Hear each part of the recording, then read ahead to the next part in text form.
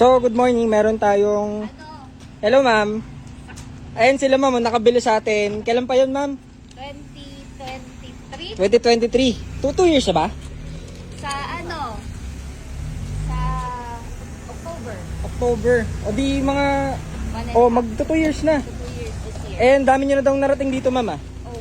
Saan na kayo nakarating? Sa bagay nung... Ano, yung lagpas, Benguet siya, Benguet Ganda pa rin, no? Pero ano, lagpas yung dulo na sa Blan ba yun? 2023, ano? So, ngayon, PMS lang tayo tsaka yung mga timing ata. Yung timing belt. Kasi na-reach niya na daw yung ano talaga eh, yung Oo. required kilometer. Sabi ni sir, to 100. nakuha nyo daw 50,000. Oo. Ngayon, 70... 72. 72, sulit na sulit ah. Ay, sulit na biyahe guys. Oh. So, ito yung na-release natin, 2023 pa isipin nyo. So, ngayon, papa-PMS sa atin.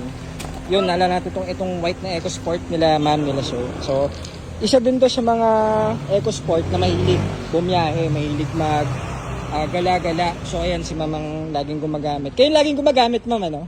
Napilitan daw si sir mag-drive ngayon ah, sabi niya. Kinakabahan nga siya. Sige, so check na lang natin, tapos iwan nyo na lang po yung EcoSport nyo.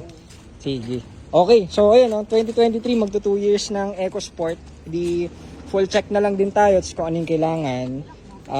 Timing, no? Papa-timing nila, ma'am. Kasi nga, layo na ng takbo, eh, no? Siyempre yung 2023, wala pa nga tayong ano nun, system nun, eh. O yun, so PMS, tas may mga for leasing din tayo, itong dalawa. Ayan, territory. Ando si sir sa loob. Ayun, so nature lang natin kasi solid itong ano, may ilig din to sa biyahe. Marami tayong mga records yung umiikot sa Luzon. Luzon lang ba kayo umiikot, ma'am? Luzon pa lang naman yung naiikot nito. Ayun, Luzon pa lang. So, may iba kasi yung iba, umabot ng Visayas, Mindanao eh. Pero ito, since nabili nyo, 22,000 na yung tinakbo, no?